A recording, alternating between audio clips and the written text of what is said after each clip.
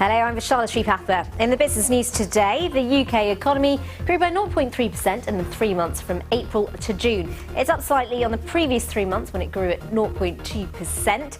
The growth was driven by an expanding services sector, which includes banks, shops and leisure. Retail showed the strongest growth along with film production, but the construction and manufacturing sectors shrank. The car industry has warned moves to ban diesel and petrol cars could cost jobs. The Society of Motor Manufacturers and Traders said that the sector supports 800,000 jobs and these could be at risk if enough time isn't given for the industry to adjust. Environment campaigners say the ban, due in 2040, does not come quickly enough. And ITV is feeling the love from Love Island. The programme's success helped the broadcaster attract more young viewers. Good growth at ITV Studios, which makes the likes of Poldark and The Voice, helped as well. It was enough to cheer investors on, despite advertising revenue falling 8% in the first half of the year.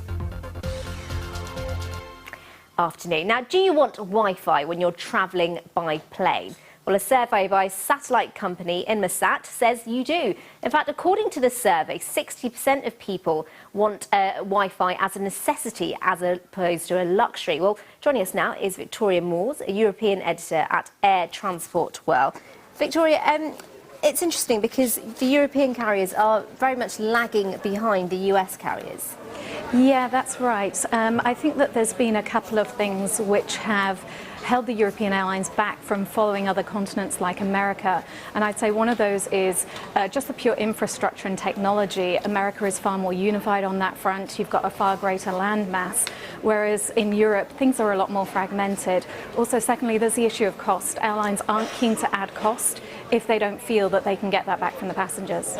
Now, the other day I was on a train and I wanted to use Wi-Fi, but I had to pay for it, and that made me stop wanting to use the Wi-Fi. So how much do you think customers are going to be willing to pay for it? I think that's a really good question, and it's one of the questions that is thrown up by this survey, this research which has just come out, and that's the fact that passengers say we are willing to pay for Wi-Fi. Now, the difficulty is there's a difference between what passengers say and what then they actually do, what their behaviour is. And in general, like you say, even if you're asked to pay a small amount of money, then it tends to put you off signing up to it at all. You'll just sort of get by. If you're on a train, you'll probably use your data connection instead. If you're on an aircraft, that's not an option.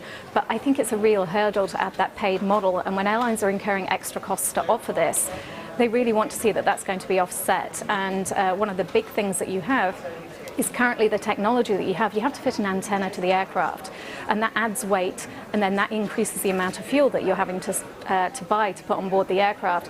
And fuel is a huge cost for an airline, about 33% of their costs, so they're not keen to add to those costs without actually it fitting in with their revenue, because ultimately what passengers really want is low fares. Well, it's interesting because European carriers are definitely having a hard time at the moment, and there's lots of competition, particularly in the low-budget airline sector. I mean, how likely is it going to be rolled out in the next, say, year or 2 years, or is it something that's a long-term goal? If you speak to the low-cost airlines, I mean, you're looking at the real market leaders like EasyJet, Ryanair, Norwegian, Wizz Air in Eastern Europe.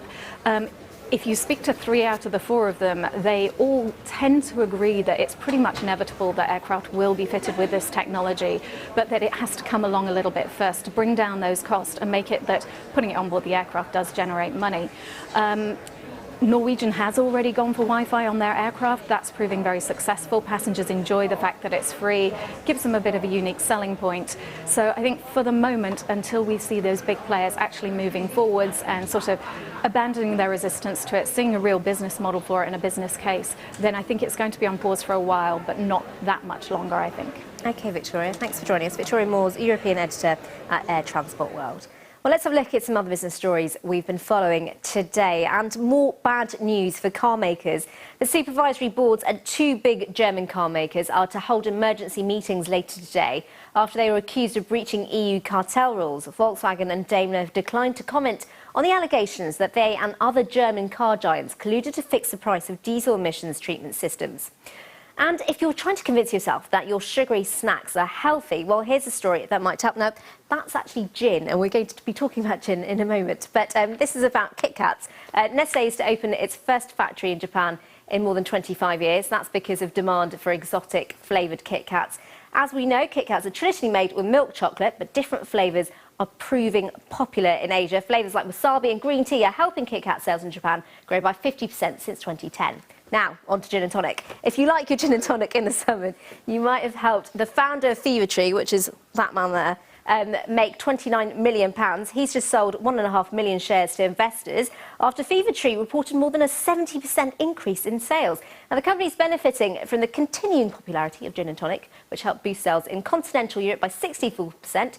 But the UK remains its key drinking market, with revenues up by 113%, and that's why they're very happy.